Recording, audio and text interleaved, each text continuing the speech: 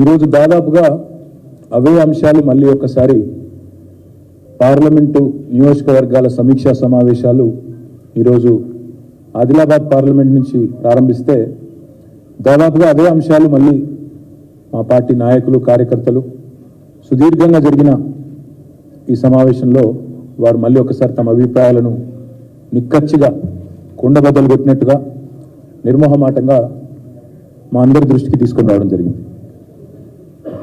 అందరన్న మాట ఏమంటే గ్రామాల్లో అనుకుంటా ఉన్నారు బీఆర్ఎస్ ఓడిపోతుంది అనుకోలేదు, కేసీఆర్ గారు సీఎంగా దిగిపోతారనే మాట అసలు అనుకోలేదు, పోతే గీతే మా ఎమ్మెల్యేగా ఓడిపోతారేమో కానీ కేసీఆర్ గారు ముఖ్యమంత్రిగా ఉండరు అని మేము కలలో కూడా అనుకోలేదు అనే మాట, అయ్యో ఇట్లా జరిగింది అనే ఒక భావన. దాంతోపాటు ప్రతి గ్రామంలో జరుగుతున్న చర్చ, ఈరోజు రాష్ట్రంలోని ప్రతి గ్రామంలో ప్రతి పట్టణంలో జరుగుతున్న చర్చని మా దృష్టికి మళ్ళీ ఒకసారి మా నాయకులు ఇవాళ ఆదిలాబాద్ నియోజకవర్గం నుంచి పార్లమెంట్ నియోజకవర్గం నుంచి వచ్చిన నాయకులు చాలా విషయాలు చెప్పారు.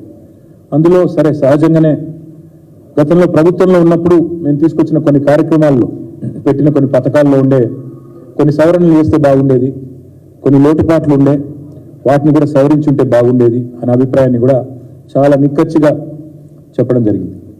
దాదాపుగా ఈరోజు మేము 11:30-12 ప్రారంభిస్తే ఇప్పుడు దాదాపుగా 5:30-6 గంటల వరకు మధ్యలో భోజన విరామం ఒక అర్ధగంట 40 నిమిషాలు తీసేస్తే చాలా డీటెయిల్డ్గా సమావేశం జరిగింది. వచ్చిన నాయకులు కూడా చాలామంది పార్టీ ఆవిర్భావం నుంచి ఉన్న వాళ్ళు చాలామంది పెద్దలు చాలా విషయాలు చాలా నిక్కచ్చిగా చెప్పినారు. వారందరికీ కూడా నా ధన్యవాదాలు. ఈరోజు వారు చెప్పిన ప్రతి మాట వారి మాటగా మేము అనుకోవడం లేదు. ఇవాళ వారు చెప్పిన ప్రతి మాట ప్రజల నుండి వస్తున్న ఒక గొంతుగా, ప్రజల వైపు నుండి వస్తున్న ఒక అభిప్రాయంగానే మేము పరిగణిస్తూ ఉన్నాం. 10 ఏళ్ల పాలన మీద జరిగిన అభివృద్ధి మీద ఎవరు కాదనలేని కళ్ళకు కొట్టొచ్చినట్టు కనబడుతున్న వైనాన్ని అందరూ కూడా ప్రస్తావించారు. అన్న అభివృద్ధి విషయంలో ఎలాంటి కంప్లైంట్ లేదు, కరెంటు విషయంలో కంప్లైంట్ లేదు, నీరు విషయంలో కంప్లైంట్ లేదు, తాగునీరు ఇచ్చిన విషయంలో కంప్లైంట్ లేదు, రోడ్లు వేసిన విషయంలో ఎవరు కూడా ఏలెత్తి చూపలేదు, జిల్లాకు మెడికల్ కాలేజ్ పెట్టిన దానిలో కూడా మరి దాని మీద ఎవరో ఏలెత్తి చూపలేదు, ఆసుపత్రులు పెట్టినారు, బాగా చేశారు, ఈ కంప్లైంట్లు ఏమీ లేవు. కానీ కొన్ని విషయాలు, ఎందుకంటే మనం ఓడిపోయింది కూడా కేవలం 1.85% తేడాతోనే ఓడిపోయినాం, ఒక 5 లక్షల ఓట్లతో ఓడిపోయినాం, కొన్ని చిన్న చిన్న లోటుపాట్లు సవరించుకుంటే బాగుండేది అనే మాట చెప్పారు. అందులో ఉదాహరణకి ఎప్పటికప్పుడు మా మీద జరిగిన దుష్ప్రచారాన్ని సరిగా ఖండించలేదు, పార్టీ నిర్మాణం మీద ఇంకా కొద్దిగా దృష్టి పెట్టింటే బాగుండేది, గత 10 ఏళ్ళు పార్టీ నిర్మాణాన్ని కూడా ఇంకా కొంత సుదృఢం చేసింటే బాగుండేది, కార్యకర్తల్లో ఆ నిస్తేజం ఉండేది కాదు అనే మాట కూడా చాలా నిక్కచ్చిగా వారు చెప్పారు. అవతల వాళ్ళు చెప్పిన అబద్ధాలు, ఇంటికో ఉద్యోగం ఇస్తాము అని మేము అన్నట్టు అనని మాటను అన్నట్టు వారు ఉద్యోగం ఇస్తాము ఇంటికో ఉద్యోగం ఇస్తామన్నారు అని చెప్పి వారు చేసిన ప్రచారాన్ని మేము సరైన సమయంలో ఖండించలేదనే మాటను, లేదా భారతదేశంలోనే అత్యధికంగా ప్రభుత్వ ఉద్యోగాల నియామకాలు చేసి కూడా దాన్ని సమర్థవంతంగా చెప్పుకోలేకపోయినాము, సోషల్ మీడియాలో ఇంకా బాగా చెప్పిండాల్సింది అనే మాట కానీ, ఈ ప్రాపగాండా వల్ల కొంత యూత్ ప్రభావితమైంది, దూరమైంది మనకి అనే మాట కానీ, భారతదేశంలోనే అత్యధికంగా ప్రభుత్వ ఉద్యోగులకు జీతాలు ఇచ్చి ఆ విషయాన్ని కూడా వాళ్ళలో రిజిస్టర్ చేయడంలో చిన్న చిన్న లోటుపాట్లుంటే వాటిని కూడా సరిగ్గా మనం అడ్రస్ చేయలేకపోయినామనే మాటని, ఇక తర్వాత సహజంగా ఇంకా కొన్ని ఇతర అంశాలు కూడా పార్టీ సంస్థాగత నిర్మాణం గురించి కూడా వారు చెప్పారు. అయితే వారు చెప్పిన అల్టిమేట్ పాయింట్ ఏమిటిది అంటే తెలంగాణలో అభివృద్ధి జరిగింది అనే విషయంలో ఎలాంటి రెండో అభిప్రాయం ప్రజల్లో లేదు, పార్టీ కార్యకర్తల్లో లేదు, కానీ చిన్న చిన్న లోపాలు సవరించుకుంటే బాగుండేదేమో అనే మాటను వారు చెప్పడం జరిగింది. దాంతోపాటు ఇంకొక మాట కూడా వారు చెప్పినారు, ఆల్రెడీ కేసీఆర్ గారు ముఖ్యమంత్రిగా లేరు అనే మాట చాలామంది ఇవాళ ఇతర పార్టీలకు ఓటేసిన వాళ్ళని కూడా, కాంగ్రెస్ బీజేపీలకు ఓటేసిన వాళ్ళ ప్రజల్లో కూడా ఒక రకమైన దానివల్ల అయ్యో ఇట్లా జరుగుతుంది అనుకోలేదు, మేము మా దగ్గర ఉండే లోకల్ అభ్యర్థి మీదనో ఇంకోరి మీద కొంత వ్యతిరేకతతో ఓటేసినాం కానీ కేసీఆర్ గారు ముఖ్యమంత్రిగా లేరు అనే మాటని జీర్ణించుకోలేకపోతున్నారనే మాట కూడా మా నాయకులు కార్యకర్తలు ఈరోజు అందరూ కూడా చెప్పడం జరిగింది. అందువల్లే ఇవాళ ఇంకొక మాట కూడా విశ్లేషించుకున్నాము, ఒక్కొక్కటి చెప్పిస్తారు కాంగ్రెస్ గారు, ఇంకొక మాట కూడా ఇక్కడ చెప్పాలా, మేము ఒకవైపేమో మాకు సంబంధించి ఏమేమి చిన్న చిన్న కరెక్షన్స్ చేసుకోవాలి ఆ విషయంలో కూడా మాట్లాడుకున్నాం.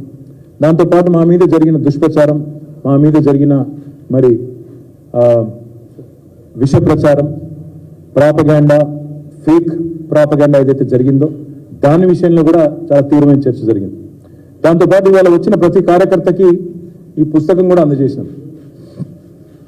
కాంగ్రెస్ పార్టీ ఇచ్చింది మొన్న ఎన్నికల్లో 1-2 కాదు, సరిగ్గా 420 వాగ్దానాలు తెలంగాణ ప్రజలకు వాళ్ళు ఇచ్చింది, 420 హామీలు. సో ఇది కూడా ఒక పుస్తక రూపంలో ఎన్ని హామీలు ఇచ్చారు, వాళ్ళు యూత్ డిక్లరేషన్లో ఏం చెప్పారు, ఎస్సీ డిక్లరేషన్లో ఏం చెప్పినారు, ఎస్టీ డిక్లరేషన్లో ఏం చెప్పారు, మహిళా డిక్లరేషన్లో ఏం చెప్పినారు, అవన్నీ కూడా ఈ హామీలన్నింటినీ కూడా ప్రజల దగ్గరికి తీసుకొని పోతాము. 6 గ్యారెంటీలే కాదు, 420 హామీలు ఇచ్చి ఏ రకంగా ప్రజలను మరి ఒక రకమైన వాతావరణ నిర్మాణం చేసి ఒక రకమైన మరి లేని వాతావరణాన్ని కృత్రిమమైన ఒక అనుకూలతను సానుకూలతను సృష్టించుకొని పోయినారో దాన్ని కూడా తప్పకుండా మరి ప్రజల దగ్గరికి తీసుకొని పోవాలి. కాబట్టి ఇది అందరికీ కూడా మా కార్యకర్తలకి ఇది ఇంటింటికి చేరే విధంగా ఈ పుస్తకాన్ని కూడా తీసుకొని పోతాం. అదేవిధంగా మాకు ఇంకా కొన్ని విషయాలు కూడా చెప్పారు. నియోజకవర్గాల వారీగా ఈరోజు పార్లమెంటు నియోజకవర్గాల వారీగా ఇక్కడ సమీక్ష సమావేశాలు ప్రతి నియోజకవర్గం నుండి ఒక 70-75 మంది ముఖ్యులు, మొత్తం కలిపితే పార్లమెంట్కి 500 మంది ముఖ్యులతో 500 నుంచి 600 మంది ముఖ్యులతో ఇక్కడ సమావేశాలు జరుగుతున్నాయి. తదనంతరం ఫాలో అప్ గా మరి ఎందుకంటే ఈ సమావేశాలు 17 నియోజకవర్గాల్లో కూడా జరుగుతాయి కాబట్టి రాబోయే సంక్రాంతి తర్వాత కూడా ఇంకా ఒక 4-5 రోజులు ఈ మీటింగ్లు కొనసాగుతాయి. తదనంతరం క్షేత్రస్థాయిలో నియోజకవర్గాల వారీగా కూడా విస్తృత స్థాయి కార్యకర్తల సమావేశాలు కూడా పార్లమెంటు ఎన్నికలకు సంబంధించి సన్నాహక సమావేశాలు కూడా పెట్టుకుంటాం. దాంతోపాటు అక్కడక్కడ కాంగ్రెస్ పార్టీ ఇవాళ కొత్త ఆగడాలకు పాల్పడుతూ ఉంది. తుంగతుర్తిలో మా నాయకుల మీద ఇప్పుడు 2 సార్లు దాడులు జరిగినాయి. జగదీశ్వర్ రెడ్డి గారు మాజీ మంత్రి గారు, అదేవిధంగా అక్కడ మాజీ ఎమ్మెల్యే కిషోర్ గారు సూర్యాపేట హాస్పిటల్ కూడా ఇవాళ పోయినారు. అక్కడ మా నాయకుడు మహేష్ మీద జరిగిన దాడిని ఖండించి అక్కడ వారికి ధైర్యం చెప్పి వారికి అండగా నిలబడ్డారు. కానీ రాబోయే రోజుల్లో నిర్ణయం తీసుకున్నాం, తప్పకుండా పార్టీ రాష్ట్ర నాయకత్వం కూడా ఎక్కడ ఇట్లాంటి కార్యక్రమం జరిగినా అందరం కూడా అక్కడికి వెళ్తాం. అందరం కూడా మా కార్యకర్తలకి ధైర్యం చెప్పే విధంగా, అదేవిధంగా అవతల వాళ్ళు చేసే దుర్మార్గాలను ప్రజల్లో ఎండగట్టే విధంగా ప్రజాస్వామికంగానే తప్పకుండా ఎదుర్కొంటామని చెప్పి కూడా నేను మీకు విజ్ఞప్తి చేస్తా ఉన్నా. దాంతోపాటు ఇవాళ నిజానికి మా వాళ్ళు ఎవ్వరు కూడా మేము అనుకున్నాను, నేను వ్యక్తిగతంగా అనుకున్నాను మా వాళ్ళు ఏమైనా కొద్దిగా డిమారలైజ్ అయినారేమో అని, కానీ చూస్తే మాత్రం చాలా ఉత్సాహంగా ఉన్నారు. వాళ్ళు చెప్తున్న మాట మాకు తప్పకుండా పార్లమెంట్లో బ్రహ్మాండమైన ఫలితాలు వస్తాయి. ఎందుకంటే స్వల్పమైన మరి తేడా వచ్చింది తప్ప ఏమీ లేదు. కొన్ని చోట్ల ఉదాహరణకు ఆదిలాబాద్ పార్లమెంట్లో ఒక 2-3 బీజేపీ అభ్యర్థులు ఎవరైతే గెలిచినారో వాళ్ళు ఇదివరకు 4 సార్లు ఓడిపోయినారు. వాళ్ళ మీద ఆ సానుభూతి కూడా కొంత పనిచేసినట్టుంది. దాంతోపాటు కొంత అక్కడక్కడ మరి మేము ఊహించని కొన్ని కారణాల వల్ల కూడా అనుకోకుండా కొంత నష్టం జరిగింది. ఆ విషయాన్ని కూడా ఈరోజు మా నాయకులు మా దృష్టికి కూడా తీసుకుని వచ్చినారు. ఆ విషయంలో కూడా తప్పకుండా కొన్ని మార్పులు చేర్పులు కూడా చేసుకుంటాం. అయితే ప్రధానంగా ఇవాళ చర్చించిన మాట ఏంది అంటే, అంశం ఏంది అంటే, మొత్తం 5 గంటల 6 గంటల మీటింగ్లో ప్రధానంగా మేము అందరం కూడా మాట్లాడుకున్నది, నాయకులు అందరం కూడా ఏమంటే, అసలు బీఆర్ఎస్ ఎంపీలను ఎందుకు గెలిపించాలి ప్రజలు, ఏ కారణం చేత బీఆర్ఎస్ ఎంపీలకు ఓటేయాలి, ఎందుకు గెలిపించాలి.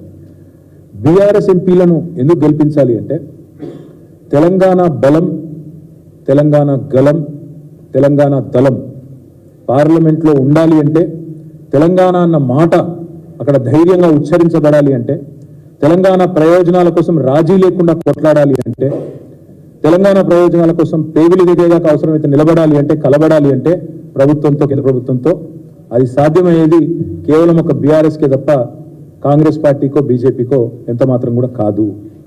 తెలంగాణ ప్రయోజనాలకు శ్రీరామ రక్ష బీఆర్ఎస్, తెలంగాణ ప్రయోజనాలకు ఏకైక ప్రతినిధి బీఆర్ఎస్. ఈ విషయంలో ఎవరికి రెండో అభిప్రాయం కూడా ఉండాల్సిన అవసరం లేదు. ఎందుకంటే గత 10 సంవత్సరాల మా కార్యాచరణ చూస్తే పార్లమెంటులో తెలంగాణ అనే మాట ప్రతిధ్వనించింది ప్రతి సందర్భంలో అంటే దానికి కారణం మా ఎంపీలు, మా బీఆర్ఎస్ నాయకులు. ఢిల్లీలో తెలంగాణ వాయిస్ అంటే బీఆర్ఎస్ అనే మాట అందరికీ తెలుసు. ఇవాళ కాంగ్రెస్ కానీ బీజేపీ కానీ మరి అన్ని రాష్ట్రాల్లో ఇది ఒక రాష్ట్రంగా చూస్తాయి, కానీ మాకు ఇది ఎపి సెంటర్. మేము కూడా ఇతర రాష్ట్రాలకు విస్తరించాలనే ఆకాంక్ష ఉన్నప్పటికీ మాకు మా న్యూక్లియస్, మా ప్రధాన కేంద్రము, అల్టిమేట్గా హైదరాబాద్, అల్టిమేట్గా తెలంగాణ. కాబట్టి మా మెయిన్ ఎజెండానే మాకు తెలంగాణ. కాబట్టి తెలంగాణ కోసం, తెలంగాణ సమస్యలపైన, తెలంగాణ వాటాలపైన, తెలంగాణ హక్కుల కోసం ప్రత్యేకంగా పోరాడగలిగేది, బలంగా కృషి చేయగలిగేది ఒక బీఆర్ఎస్ మాత్రమే అనే మాటను అందుకే అంటా ఉన్నా. తెలంగాణ గలం, తెలంగాణ బలం, తెలంగాణ దళం బీఆర్ఎస్.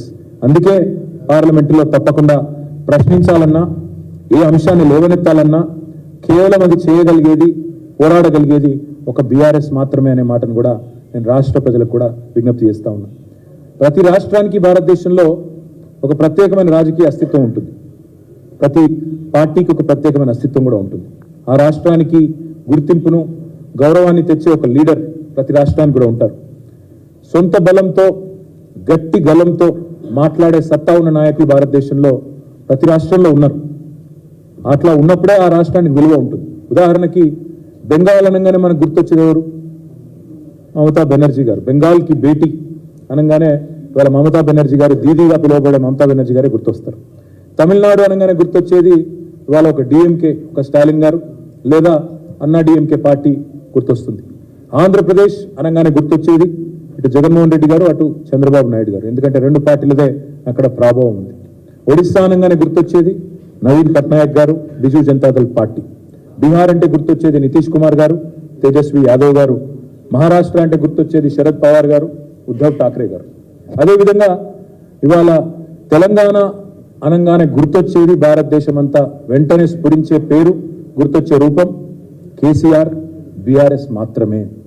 ఎవరు ఎన్ని చెప్పినా, ఎవరు ఎన్ని రకాలుగా మాట్లాడినా ఇది నిర్వివాదమైన అంశం. ఇందులో రెండో అభిప్రాయానికి ఎవరికి కూడా నిజానికి ఆలోచన కానీ ఇంకా దానికి కానీ ఆస్కారం కూడా లేదు. ఇవాళ ఈ పవర్ఫుల్ నాయకుల వల్ల అటు మమతా కావచ్చు, లేదంటే ఇటు నవీన్ పట్నాయక్ గారు కావచ్చు, లేదా మమతా బెనర్జీ గారు కావచ్చు, అదే మాదిరిగా శరద్ పవార్ గారు, ఇంకా ఇతరులు కావచ్చు, వీరి వల్ల ఆ రాష్ట్రాలకు ఒక రకమైన గుర్తింపు, గౌరవం వచ్చింది. కేసీఆర్ గారి వల్ల కూడా తెలంగాణ అనే రాష్ట్రమే వచ్చింది, ఆ రాష్ట్రానికి అస్తిత్వం వచ్చింది. తెలంగాణ అన్న పదానికే పర్యాయ పదంగా మరి కేసీఆర్ గారు మారినారు అంటే ఇది అతిశయోక్తి కాదు.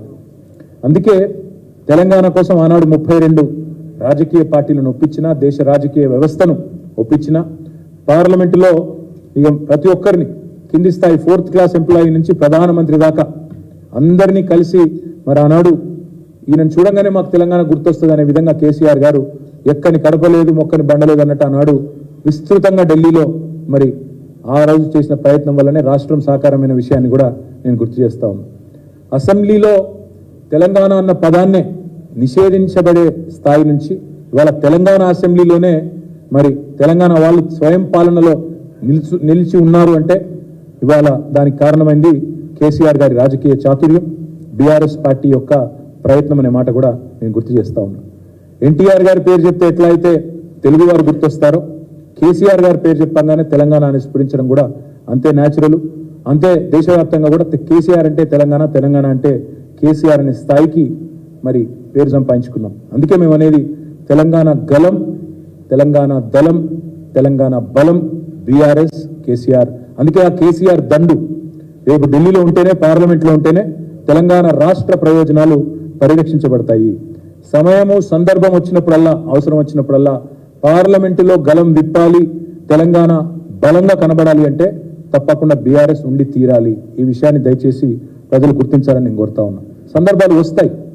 గతంలో 7 మండలాలను ఆనాడు కేంద్ర ప్రభుత్వం మనకు ఇష్టం లేకపోయినా గుంజుకున్నప్పుడు, హైకోర్టు విభజన తెలంగాణ కోసం ప్రత్యేకంగా హైకోర్టు ఏర్పాటు చేయాలనేది జాప్యం చేసినప్పుడు, కాజీపేట కోచ్ ఫ్యాక్టరీ కానీ, బయ్యారం ఉక్కు కర్మాగారం కానీ బలి చేసినప్పుడు, పునర్విభజనలో ఇచ్చిన హామీలను ఆనాడు నిలబెట్టుకున్నప్పుడు, కృష్ణా జలాల్లో వాటాలు తేల్చినప్పుడు, పాలమూరు రంగారెడ్డి ఎత్తిపోతల పథకానికి జాతీయ హోదా ఇవ్వకుండా ఎగ్గొట్టినప్పుడు పార్లమెంట్లో నిలబడ్డది, కలబడ్డది.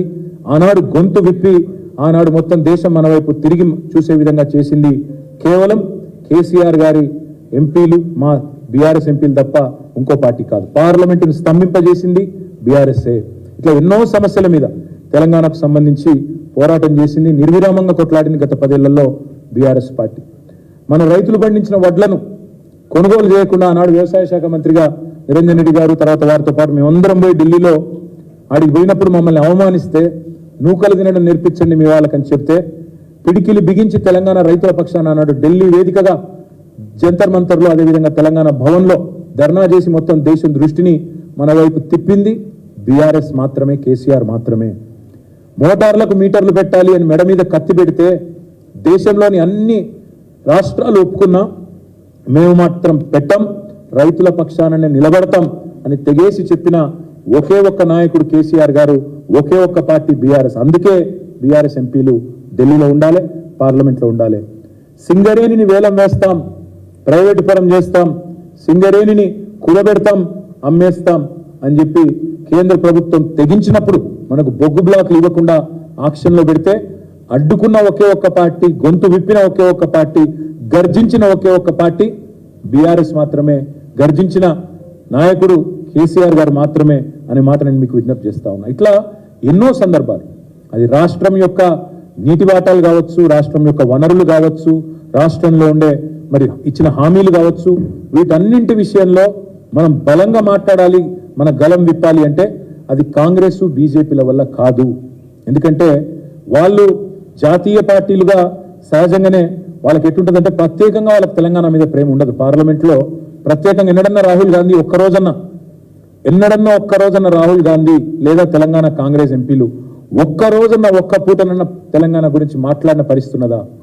ఎప్పుడన్నా ఉంటే ఇంకా కేసీఆర్ గారిని బద్నాం చేయాలనే ప్రయత్నం, తెలంగాణను చిన్నగా చేసి చూపెట్టాలనే ప్రయత్నమే చేసిండ్రు తప్ప రద్దు చేసిన ఐటీఐఆర్ గురించి ప్రశ్నించలేదు, తెలంగాణకు న్యాయబద్ధంగా రావాల్సిన హక్కుల గురించి మాట్లాడలేదు, తెలంగాణకు ఇవి కావాలి అవి రావాలి అని ఎన్నడన్నా రాహుల్ గాంధీ కానీ నరేంద్ర మోడీ గారు కానీ మాట్లాడినరా? ఒక్కసారి గుర్తు తెచ్చుకోండి. పార్లమెంట్లో బీఆర్ఎస్ ఎంపీల దళం లేకపోతే, తెలంగాణ పార్టీకి బలం లేకపోతే తెలంగాణ పలుకుబడి ఢిల్లీలో పడిపోదా? దయచేసి ఆలోచించండి. మన గలం ఉండదు, మన బలం ఉండదు, మళ్ళీ మనం అనామకులుగా ఎట్లయితే ఆనాడు తెలంగాణ పదాన్ని శాసనసభలో నిషేధించినారో రేపు పార్లమెంట్లో కూడా తెలంగాణ అన్న పదమే వినబడకుండా పోయే ప్రమాదం ఉంటుంది బీఆర్ఎస్ లేకపోతే. ఇది కూడా రాష్ట్ర ప్రజలు గుర్తెరగాలని చెప్పి కూడా నేను కోరుతా ఉన్నా. ఇంకొక మాట కూడా, ఇతర రాష్ట్రాల్లో మరి వాళ్ళందరూ వాళ్ళ రాష్ట్ర ప్రయోజనాల కోసమేమో కలిసికట్టుగా పోరాడతారు. ఇక్కడ రాజకీయంగా ఎన్ని వైరుధ్యాలు ఉన్నా తమిళనాడులో మళ్ళీ తమిళనాడు రాష్ట్ర ప్రయోజనాల విషయానికి వస్తే ఎంపీలందరూ ఒకటవుతారు. కానీ దురదృష్టం తెలంగాణలో ఆ పరిస్థితి లేదు. తెలంగాణలో ఇక్కడున్న కాంగ్రెస్ నాయకులు, బీజేపీ నాయకులు ఇద్దరు కూడా ఒక అలవాటుగా మారిపోయింది. తెలంగాణ రాష్ట్రం అంటే ఇక్కడ ఏమన్నా మంచి జరిగితే మొత్తం క్రెడిట్ అంతా కేసీఆర్కే పోతుంది కాబట్టి ఎట్లన్నా ఈ రాష్ట్రానికి ఏమైనా రాకపోయినా లేదా ఈ రాష్ట్రానికి ఏమైనా నష్టం జరిగినా పర్వాలేదు కానీ తెలంగాణ మాత్రం ముందుకు పోవద్దు అన్నట్టు ఎన్నడూ తెలంగాణ జెండాను కానీ ఎజెండాను కానీ పార్లమెంట్లో కాంగ్రెస్ కానీ బీజేపీ కానీ ప్రస్తావించిన పాపాన గత 10 ఏళ్లలో పోలేదు. ఇది వాస్తవం. పార్లమెంటరీ పార్టీ మీటింగులు జరుగుతాయి, ప్రతి పార్టీ, కాంగ్రెస్ పార్టీకి జరుగుతుంది, బీజేపీకి జరుగుతుంది. ఎన్నడన్నా ఒక్కరోజు గత 10 ఏళ్లలో వాళ్ళ పార్లమెంటరీ పార్టీ మీటింగ్లో తెలంగాణ అన్న పదం వినబడ్డదా? దయచేసి ఒకసారి ఆలోచించాలని చెప్పి కూడా నేను కోరుతా ఉన్నాను. తెలంగాణకు న్యాయంగా దక్కాల్సినవి దక్కనప్పుడు, అన్యాయం జరిగినప్పుడు అడిగేది, ప్రశ్నించేది, కలబడేది, నిలబడేది మళ్ళీ కేసీఆర్ దళం మాత్రమే, బీఆర్ఎస్ దళం మాత్రమే, వినబడేది మళ్ళీ కేసీఆర్ గళం మాత్రమే అనే మాట నేను అందుకే మీకు విజ్ఞప్తి చేసేది. రేపు బీఆర్ఎస్ ఎంపీలు ఉండకపోతే పార్లమెంట్లో తెలంగాణ అన్న పదమే మాయమయ్యే ప్రమాదం ఉన్నది. దయచేసి గుర్తుంచుకోవాలని చెప్పి కూడా నేను కోరుతా ఉన్నా. కేంద్ర ప్రభుత్వాలు మీకు తెలుసు, ఇప్పుడు మీరు గమనిస్తూ ఉంటే ఒక విచిత్రమైన పరిస్థితి రాష్ట్రంలో. బండి సంజయ్ గారు రేవంత్ రెడ్డి పొగుడుతూ ఉన్నారు. ఇద్దరు మరి ఏదో అండర్స్టాండింగ్ వచ్చినట్టే ఉన్నారు. మళ్ళీ చూస్తుంటే గతంలో కరీంనగర్, నిజామాబాద్ ఎన్నికల్లో ఎట్లయితే అంతర్గతంగా కలిసికట్టుగా పనిచేసినారో మళ్ళీ చూస్తుంటే ఏదో అంతర్గతమైన ఒక అండర్స్టాండింగ్ వచ్చినట్టే కనబడతా ఉంది. అందుకే మేము అనేది వాళ్ళ ప్రయోజనాల కోసం ఎంతకన్నా పోతారు. కానీ తెలంగాణ ప్రయోజనాలు కాపాడాలి అంటే, తెలంగాణ ప్రయోజనాలు ఢిల్లీలో తప్పకుండా అక్కడ ఉండే విధంగా పనిచేయాలి అంటే ఆ పని కేవలం బీఆర్ఎస్ ఎంపీలు చేయగలుగుతారు తప్ప ఇంకెవరి వల్ల కాదు. అందుకే కేసీఆర్కు బలం ఇద్దాం, పార్లమెంట్లో తెలంగాణ గలం వినిపిద్దాం, గులాబీ దళాన్ని పార్లమెంటుకు పంపుదాం, ఢిల్లీలో తెలంగాణ బలాన్ని మళ్ళొకసారి పెంచుకుందాం. అదేవిధంగా తెలంగాణ అస్తిత్వాన్ని కూడా, గౌరవాన్ని కూడా కాపాడాలి అంటే తప్పకుండా మరి ప్రజలకు నేను విజ్ఞప్తి చేస్తా ఉన్నా. మొన్న జరిగింది సరే, అక్కడ చిన్న కారణాలు అవన్నీ కూడా సమీక్షించుకుంటున్నాం. ఏవైతే మార్పులు చేర్పులు పార్టీ చేసుకోవాలో అవన్నీ కూడా చేసుకుంటాం. మా వల్ల జరిగిన చిన్న పొరపాట్లు, చిన్న లోటుపాట్లు వాటన్నిటిని కూడా సరిదిద్దుకునే దిశగా మేము కూడా మా పార్టీలో అంతర్గతంగా కార్యాచరణ కూడా మేము మరి ప్రారంభించుకున్నాం. తప్పకుండా ఆ కార్యక్రమాన్ని కూడా రాబోయే రోజుల్లో ఆ ఫలితాలు కూడా మీరు చూస్తారు. కానీ ఇక్కడ తెలంగాణలో ఒక విచిత్రమైన పరిస్థితి ఉంది. గత నెల రోజులుగా కొత్త ప్రభుత్వం ఏదైతే వచ్చిందో మరి అధికారం కోసమేమో అడ్డగోలుగా హామీలు ఇచ్చినారు. నోటికొచ్చిన హామీలు 420 హామీలు, 1-2 కాదు, 420 420 హామీలు, బ్రహ్మాండమైన హామీలు, 1-2 కాదు ఇచ్చి ఆల్రెడీ ఎత్తగొట్టే పని మొదలు పెట్టినారు. మీరు చూస్తూ ఉన్నారు. ఎన్నికల వాగ్దానాలను నీటిలో కలపడానికి శ్వేతపత్రాల పేట డైవర్షన్ డ్రామాలు, ల్యాండ్ క్రూజర్లు అని చెప్పి ఒక కథలు పుట్టించి అదేదో కేసీఆర్ గారు సొంతానికి కొనుక్కొని దాచిపెట్టినట్టు ప్రభుత్వానికి, ఇక్కడ ఉండే పనిచేసే మంత్రులకి, ఇక్కడ ఉండే వారి భద్రత కోసం తెచ్చి విజయవాడలో వాటికి బుల్లెట్ ప్రూఫ్ అద్దాలు దొడికిచ్చి దానికి పంపితే అదేదో విజయవాడలో దాచిపెట్టిండు అని మాట సిల్లిగా మాట్లాడడం. ఇంత దిగజారుడు రాజకీయాలు ఏవైతున్నాయో ఇవన్నీ ప్రజలు గమనిస్తూ ఉన్నారు. ఇవి కేవలం వాళ్ళు ఇచ్చిన 420 హామీలను ఎగేసేటందుకే ఈ డైవర్షన్ డ్రామాలు ఆడుతున్నారని తెలంగాణ ప్రజలు పూర్తి స్థాయిలో ఇవాళ అభిప్రాయం కూడా వస్తూ ఉన్నారు. నిజానికి తెలంగాణ రాష్ట్రం సాధించిన విజయాలన్నింటినీ వైఫల్యాలుగా చిత్రీకరించి కాళేశ్వరం లాంటి ప్రాజెక్టుని కూడా బదనాం చేసే ఒక చిల్లర ప్రయత్నం 2 జాతీయ పార్టీలు కూడా చేస్తూ ఉన్నాయి. ఇవాళ కాళేశ్వరం లాంటి ప్రాజెక్టు ద్వారా సాగులోకి వచ్చిన ఆయకట్టును కానీ, తెలంగాణ రాష్ట్రంలో ఇబ్బడి ముబ్బడిగా పెరిగిన వ్యవసాయ ఉత్పత్తులను కానీ, జరిగిన వ్యవసాయ విస్తరణను కానీ ఇవేవి జరగనట్టు, ఇదేదో అభూత కల్పన అన్నట్టు, పోయిన యాసంగిలో 3.5 కోట్ల మెట్రిక్ టన్నుల వరిధాన్యం ఉత్పత్తి అయితే అది కూడా జరగలేదన్నట్టు ఏదైతే చిత్రీకరించే ప్రయత్నం చేస్తూ ఉన్నారో ఇది కేవలం కేసీఆర్ గారి మీద, బీఆర్ఎస్ మీద ఉన్న కోపాన్ని తెలంగాణ ఒక విఫల ప్రయోగంగా, విఫల రాష్ట్రంగా చిత్రీకరించే విధంగా మరి వాళ్ళు ఏదైతే ప్రయత్నం చేస్తూ ఉన్నారో ఇది రాష్ట్రానికి మంచిది కాదు. ఇలాంటి దివాలాకోరు రాజకీయం ఎవరికి కూడా మంచిది కాదు. వాస్తవం ఏంటి అంటే ఇవాళ దేశంలో దివాలా తీసిన కాంగ్రెస్ పార్టీ పొరపాటున ఇక్కడ వాళ్ళు ఇచ్చిన హామీలు నమ్మి ప్రజలు అధికారం ఇస్తే రాష్ట్రం దివాలా తీసిందని మాట్లాడుతుంది. దేశంలో దివాలా తీసిన పార్టీకి ఏదో అనుకోకుండా ఇవాళ అవకాశం వస్తే రాష్ట్రమే దివాలా తీసిందని చెప్పి దివాలాకోరు మాటలు మాట్లాడుతూ ఉన్నారు. ఇది మంచిది కాదు. అందుకే తెలంగాణ ప్రజల్ని కోరేది బీఆర్ఎస్ దళం ఉంటేనే, బీఆర్ఎస్ గలం ఉంటేనే తెలంగాణ ప్రయోజనాలు ఢిల్లీలో పరిరక్షించబడతాయి. కాంగ్రెస్ వాళ్ళకి అప్పచెప్తే అక్కడ ఉండే 50-60 మంది ఎంపీల్లో వీళ్ళు కూడా ఒకరో ఇద్దరు పోయి ఆడ కూర్చుంటారు. రాహుల్ గాంధీ సిట్ అంటే సిట్టు, స్టాండ్ అంటే స్టాండ్. వీళ్ళ వల్ల అయ్యేదేమి కాదు. ఏమి చేయడం చేతగాక ఎదుటివాడి మీద తప్పుని నెట్టి తప్పించుకుందామనే ఒక చిల్లర ఎత్తుగడ తప్ప ఇంకోటేమి కాదు ఈ కాంగ్రెస్ చేస్తున్న ప్రయత్నాలు. అబద్ధాలు, అసత్యాలు, అర్ధసత్యాలు అన్నిటిని పోగేసి అప్పులని, తప్పులని, ఆర్థిక స్థితి బాగలేదని, కరెంటు మీద, కాళేశ్వరం మీద పిచ్చి ప్రేలాపనలు వెళ్తా ఉన్నారు. ఏవైతే వెళ్తా ఉన్నారు ఇవన్నీ ప్రజల దృష్టికి కూడా వచ్చినాయి. ప్రజలు ఇవాళ మా కార్యకర్తలు చెప్తా ఉన్నారు, మా నాయకులు చెప్తా ఉన్నారు, సార్ చర్చ జరుగుతోంది, క్షేత్రంలో చర్చ జరుగుతోంది, 500 బోనస్ ఏమైంది అనే చర్చ ప్రారంభమైంది. కేసీఆర్ ఉన్నప్పుడు రైతు బంధు బ్రహ్మాండంగా పడుతుండే, వారం రోజుల లోపలనే పడుతుండే. ఇవాళ అతి లేదు గతి లేదు, ఇంతవరకు రైతు బంధు ఏమవుతుందో అడ్రస్ లేదు అనే మాట మాట్లాడుతూ ఉన్నారని చెప్పి మా కార్యకర్తలు, మా నాయకులే చెప్తా ఉన్నారు. కేసీఆర్ ఉన్నప్పుడు ప్రతిరోజు విడుదల చేస్తుండే, ఎంత పడ్డది ఈరోజు రైతు బంధు, ఎన్ని వందల ఎకరాలకు పడ్డది, ఇవాళ ఎన్ని లక్షల మంది రైతులకు పోయింది రైతు బంధు అని చెప్పి వారం రోజుల్లో కంప్లీట్ చేస్తుండే. వీళ్ళు వచ్చిన తర్వాత ఆ ముఖ్యమంత్రి గారు మాట్లాడే మాటలు వింటుంటే ప్రజలు నవ్వుకుంటున్నారు అనే మాట కూడా మా నాయకులు, కార్యకర్తలు చెప్తా ఉన్నారు. ఆయన ఎంత హాస్యాస్పదంగా మొన్న చెప్పినారో ఒక మా నాయకుడు వివరించి చెప్తా ఉండే. డిసెంబర్లో స్టార్ట్ అయ్యి మార్చి దాకా వేస్తుండే రైతు బంధు పోయిన ప్రభుత్వం అని రేవంత్ రెడ్డి చెప్తుంటే రైతులు నవ్వుకుంటున్నారు. ఎందుకంటే 12 సార్లు, ఒకసారి కాదు 2 సార్లు కాదు, 12 సార్లు వారం రోజుల్లోనే 7,000 కోట్లు జమ చేసిన నాయకుడు కేసీఆర్ గారు రైతుల ఖాతాల్లో.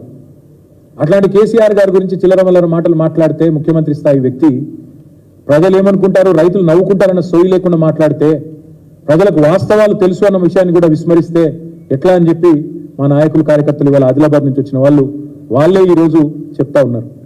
సొంత రాష్ట్ర పరపతిని తగ్గించే విధంగా, ఇవాళ పలుకుబడిని పలుచన చేసే విధంగా వితండవాదాలు, వింత వాదనలు, పనికిమాలిన అంశాలు తెర మీదకి తీసుకొచ్చి అదేదో జరిగిపోయింది, తప్పు జరిగినట్టు ల్యాండ్ క్రూజర్లని పనికిమాలిన మాటలు మాట్లాడి ఇవాళ చేయాల్సినవి చేయకుండా తెలంగాణ బ్రాండ్ ఇమేజ్ ని దెబ్బతీసే ప్రయత్నం ఏదైతే కాంగ్రెస్ చేస్తున్నదో దాన్ని బట్టి అర్థం చేసుకోవచ్చు వాళ్ళ రాజకీయ ఆలోచన ఎంత వికృతమైందో. అవసరమైతే స్వప్రయోజనాల కోసం, రాజకీయ ప్రయోజనం కోసం తెలంగాణ బ్రాండ్ ఇమేజ్ ని కూడా దెబ్బతీసే ప్రయత్నం ఏదైతే వాళ్ళు చేస్తున్నారో, వాళ్ళు ఒకటే అనుకుంటున్నారు కాంగ్రెస్ వాళ్ళు, అబద్ధాలనే అస్త్రంగా వాడుకుని ఎన్నికలు గెలిచినాం, మళ్ళీ అదే అబద్ధాలతో డైవర్షన్ టాక్టిక్స్ తో పరిపాలన కూడా నెట్టుకొస్తాం, ప్రజలు మర్చిపోతారేమో అనుకుంటున్నారు. మేము మాత్రం మర్చిపోనీయం ప్రజలను.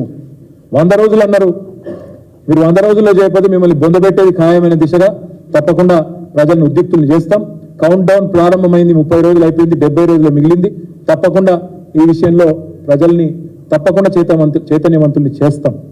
ఒక అబద్ధాన్ని 100 సార్లు చెప్పి నిజమని తిమ్మిని బొమ్మిని చేసే ప్రయత్నం ఏదైతే చేసి మరి ఫేక్ ప్రాపగండాతో సఫలమైనరో ఎలక్షన్లలో, దాని పరిపాలనలో కూడా ప్రయోగించే ప్రయత్నం చేస్తూ ఉన్నారు.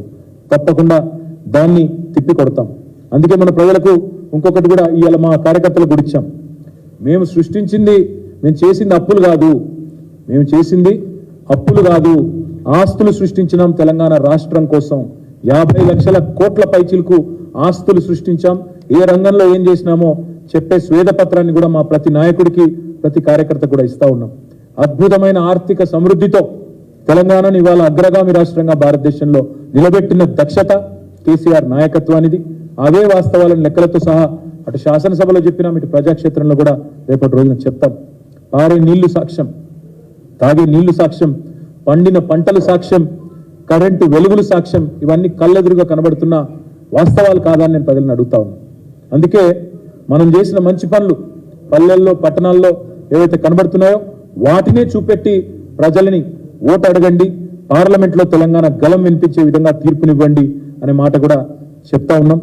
కాంగ్రెస్ చేసే గోబెల్స్ ప్రచారాన్ని తిప్పికొట్టి కాంగ్రెస్ ఇచ్చిన 420 హామీలను ప్రజల దృష్టికి కూడా తీసుకొని పోయే దిశగా మా కార్యకర్తల్ని, నాయకుల్ని ప్రతి శాసనసభ నియోజకవర్గంలో కార్యకర్తల సమావేశాలు పెడతాం, ప్రతి మండలంలో కూడా పెడతాం, పార్లమెంట్ సన్నాహక సమావేశాలు పెట్టుకుంటాం.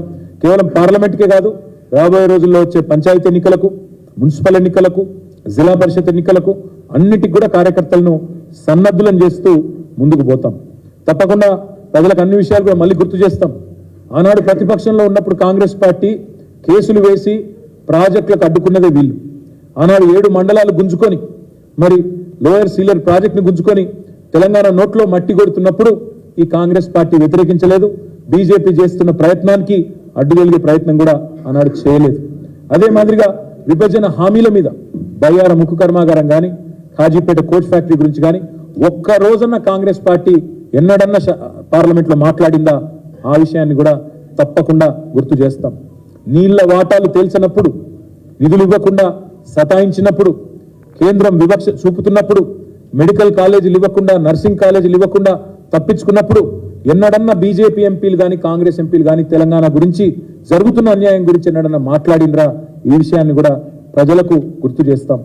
హైకమాండ్ పర్మిషన్ లేనిదే ఉలకలేని పలకలేని డూడు బసవన్నలను కాంగ్రెస్ ఎంపీలు కానీ, బీజేపీ ఎంపీలు కానీ వాళ్ళని గెలిపిస్తే తెలంగాణ ప్రయోజనాలు శాశ్వతంగా మంట కలుస్తాయనే మాట కూడా తప్పకుండా ప్రజలకు చెప్తాం.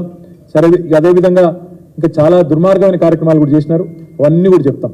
తప్పకుండా బీజేపీని కూడా, ఎందుకంటే 1-2 కాదు, ఒకవైపు కాంగ్రెస్ ఏమో శూన్య హస్తాలు శుష్క ప్రియాలు అన్నట్టు వాళ్ళేమో నోరు మెదపకుండా, కార్యాచరణ లేకుండా వాళ్ళు పూర్తి స్థాయిలో క్రియాహీనంగా వాళ్ళు ఉంటే, ఇంకోవైపు బీజేపీ గత 10 సంవత్సరాలు తెలంగాణ గిట్టకుండా, తెలంగాణ పేరే మాకు పడది అన్నట్టు అడుగడుగున అవమానించింది. తెలంగాణ పుట్టుకను కూడా అవమానించిందే ఈ ప్రధానమంత్రి మోడీ గారు.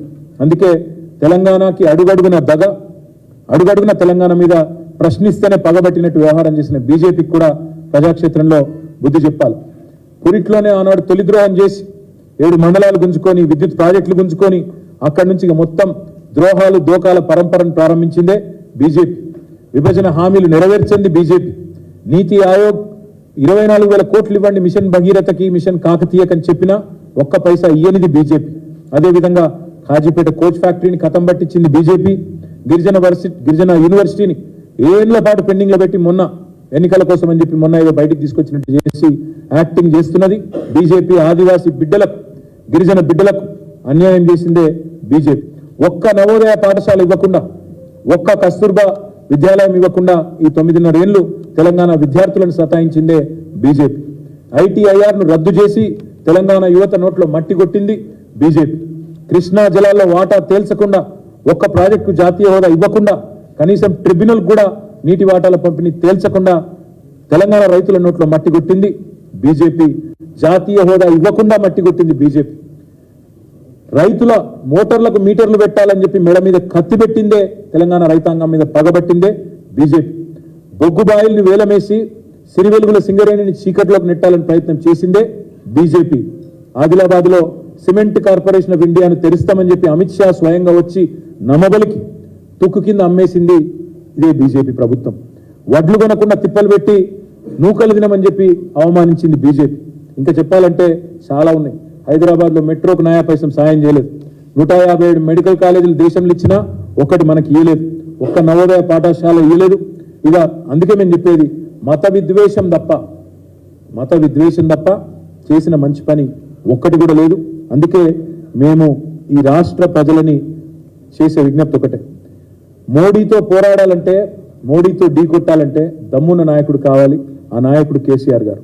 మొత్తం దేశంలోని అన్ని పార్టీలు మరి మాట్లాడినప్పుడు కూడా ఆనాడు పౌరసత్వ సవరణ బిల్లును, సిటిజన్ అమెండ్మెంట్ యాక్ట్ను నిర్ద్వందంగా వ్యతిరేకించింది బీఆర్ఎస్. మొన్న యూనిఫామ్ సివిల్ కోడ్ అన్న ప్రస్తావన వస్తే పూర్తి స్థాయిలో దాన్ని తిరస్కరించింది బీఆర్ఎస్. మోడీ సర్కారు నల్ల చట్టాలు తెచ్చి వ్యవసాయానికి పూర్తి స్థాయి ఒక ద్రోహం చేసే ప్రయత్నం చేసి రైతుల మెడ మీద కత్తి పెడితే ఆనాడు ఆ 3 నల్ల చట్టాలను వ్యతిరేకిస్తూ పార్లమెంటులో ఓటు వేసింది బీఆర్ఎస్.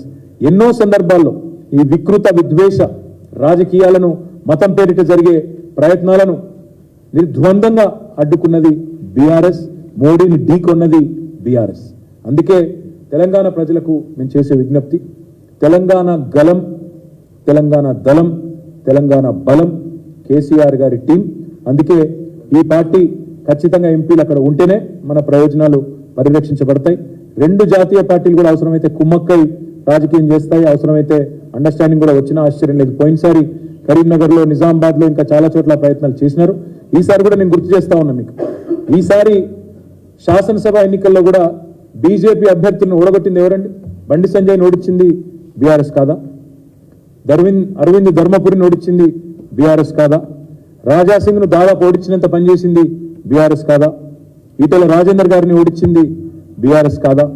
ఎవరైతే బీజేపీ గట్టి నాయకులు అని చెప్పుకుంటూ ఉన్నారో, ఎవరైతే బీజేపీకి పెద్ద పెద్ద గండరగండలు అని చెప్పుకున్నారో, మా దెబ్బకు జడిసే కదా మొన్న కిషన్ రెడ్డి గారు పోటీ చేయాలి అంబర్పేట నుంచి.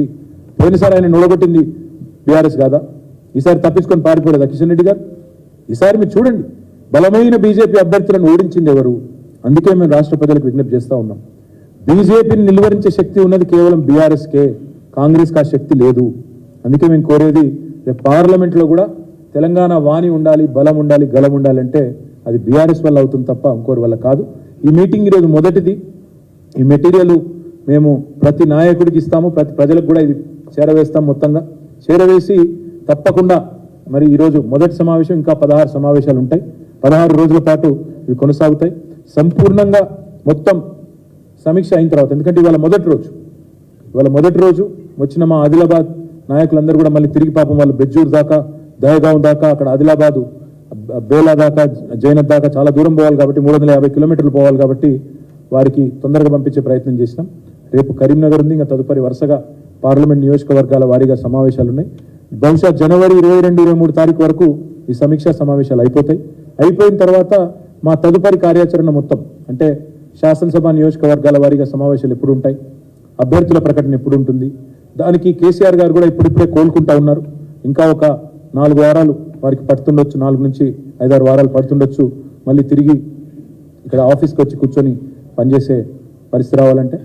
కేసీఆర్ గారు కూడా ఏం చెప్పారంటే, మాకు ఇవాళ ఈ మీటింగ్లో మా నాయకులకు కూడా చెప్పమన్నది, ఈరోజు ఎట్లా అయితే అందరినీ పిలిచి మాట్లాడుకొని మనం అన్ని విషయాలు చర్చించుకున్నాము, అభ్యర్థుల ఖరారు కూడా అదే పద్ధతుల్లో అందరినీ పిలిచి వారి అభిప్రాయాలు తీసుకొని అందరి అభిప్రాయానికి అనుగుణంగా, కార్యకర్తల ఆలోచనకు అనుగుణంగానే అభ్యర్థుల ఎంపికను కూడా తప్పకుండా చేస్తాము.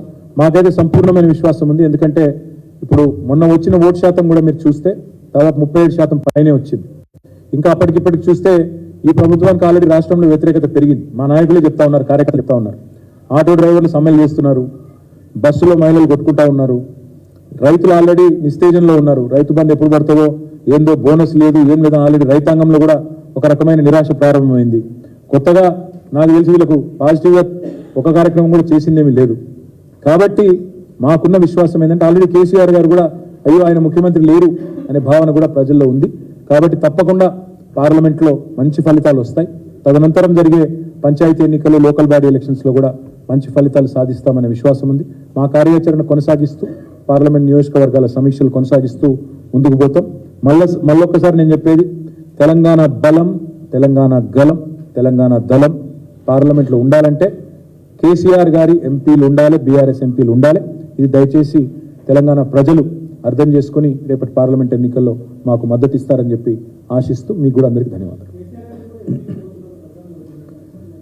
22-23 దాకా మరి మా సమీక్ష సమావేశాలు ఉంటాయి. ఆ తర్వాత కేసీఆర్ గారు తిరిగి మళ్ళీ ఆఫీస్కి వచ్చి, ఇప్పుడు మాకు రెగ్యులర్గా రోజు సమీక్ష చేస్తూనే ఉన్నారు, రోజు మాకు సూచనలు ఇస్తూనే ఉన్నారు, డైరెక్షన్లు ఇస్తూనే ఉన్నారు.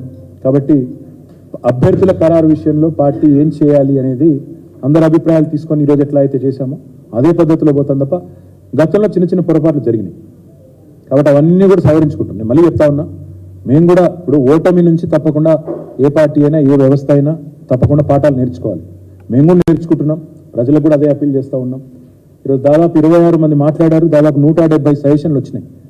170 మంది లిఖితపూర్వకంగా సజెషన్లు ఇచ్చారు మా వాళ్ళు. అంటే దాదాపు 200 మంది వచ్చిన 500 మందిలో 200 మంది తమ అభిప్రాయాలు వెల్లడించారు.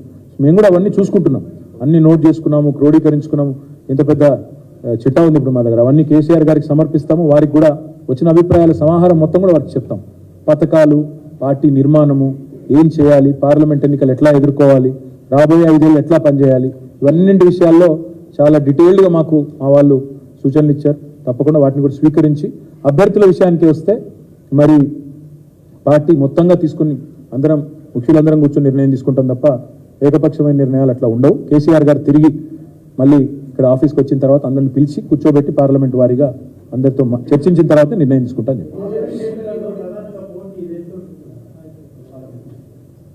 రెండు పార్టీలతో ఉంటుంది. ఎందుకంటే ఇప్పుడు మీరు చూసినట్టయితే ఆదిలాబాద్ పార్లమెంటే తీసుకుంటే సహజంగా 4 సీట్లు బీజేపీ గెలిచింది స్వల్ప తేడాతో.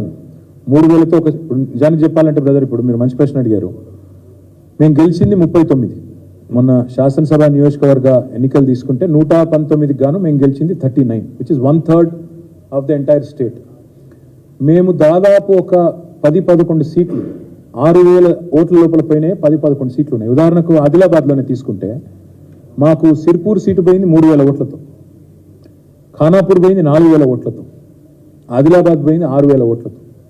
అంటే ఒక్క పార్లమెంట్లోనే 3 నియోజకవర్గాల్లో మాకు మరి చిన్న స్వల్ప తేడాతో పోయింది.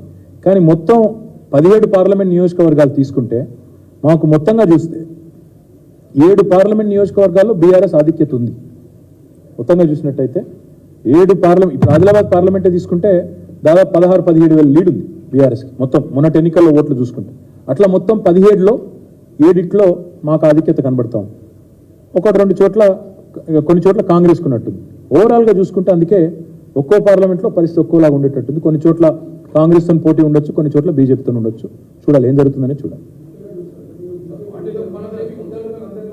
బీజేపీ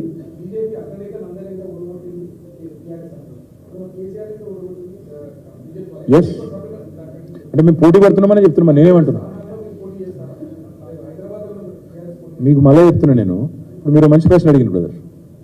కేసీఆర్ గారు కామారెడ్డిలో ఓడిపోయినారు, ఆడ ఓడగొట్టింది బీజేపీ కదా అన్నారు. మేము అందుకే చెప్తున్నా. నేను బీజేపీ బీటీము అని ఈ ప్రచారం చిల్లర ప్రచారం కూడా చేసిండ్రు. మేము బీజేపీ వాళ్ళు ఓడగొట్టినాం, బీజేపీ వాళ్ళు మమ్మల్ని కూడా ఓడగొట్టారు. అది చెప్తున్నా. నేను చెప్పే పాయింటే కాదు. పోటీ పడ్డాం, తలపడ్డాం, వాళ్ళని ఓడగొట్టినాం, వాళ్ళు మమ్మల్ని కామారెడ్డిలో ఒక దగ్గర గెలుపు సాధించారు. డెఫినెట్గా అట్లాంటి ఆదిలాబాద్లో గెలిచిండ్రు. గెలిపే కదా బ్రదర్, కాదని ఎట్లంటే నేను ఆదిలాబాద్లో గెలిచిండ్రు, నిజామాబాద్లో గెలిచిండ్రు, ఆర్మూర్లో గెలిచిండ్రు, వాళ్ళు 8 సీట్లు గెలిచిండ్రు. కాబట్టి ఈ బీటీం అనే చిల్లర ప్రచారం అయితే చేసిండ్రో వాళ్ళ అగ్రనాయకులను మేము ఓడగొట్టినాం, మా అధినాయకుడిని వాళ్ళు కూడా కామారెడ్డిలో ఓడగొట్టారు. కాబట్టే ఈ బీటీం అనే చిల్లర ప్రచారం ఏదైతే ఉందో ఇందులో అనుమాత్రం వాస్తవం లేదు. కాంగ్రెస్ చేసే చిల్లర ప్రచారాన్ని దయచేసి నమ్మవద్దు అని చెప్పి నేను ముఖ్యంగా మా మైనారిటీ సోదరులకు విజ్ఞప్తి చేస్తా ఉన్నాను.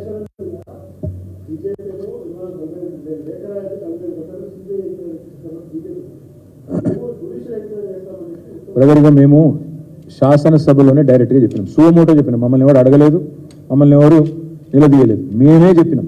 హరీష్ రావు గారు మాట్లాడేటప్పుడు మా పార్టీ తరఫున ఏం చెప్పారు, మేమే రిక్వెస్ట్ చేస్తున్నాం, మేమే డిమాండ్ చేస్తున్నాం, ఎంక్వైరీ చేయండి అని చెప్పినాం. వాళ్ళు ఏం ఎంక్వైరీ చేసుకుంటారో వేసుకోమను. వీళ్ళు చేస్తారా, వాళ్ళు ఢిల్లీ వాళ్ళు చేస్తారా, ఇక్కడ ఉన్న వాళ్ళు చేస్తారా, వాళ్ళ ఇష్టం. మేము తప్పు చేయలేదు, దేనికి భయపడే అవసరం లేదు. ఏదైతే చిల్లర ప్రచారం చేస్తున్నారో దాన్ని మేము దానికి జడిసే వాళ్ళం కాదు, భయపడే వాళ్ళం కాదు, జరిగింది ఏం లేదు అందులో. కాబట్టి ఏం భయపడే పరిస్థితి లేదు. అయినా ఇంకో మాట, రేపటి నుంచి ప్రతిరోజు ప్రెస్ బ్రీఫింగ్ ఉంటుంది. ఎవ్రీడే ఉంటుంది, 16-17 రోజులు. అయితే నేను చేస్తాను, లేకపోతే మా సీనియర్ నాయకులు ఎవరో ఒకరు చేస్తారు. కాబట్టి ఎవ్రీడే ఉంటాం. కొన్ని రేపటికి కాపాడుకోండి ప్రశ్న. Okay, thank you.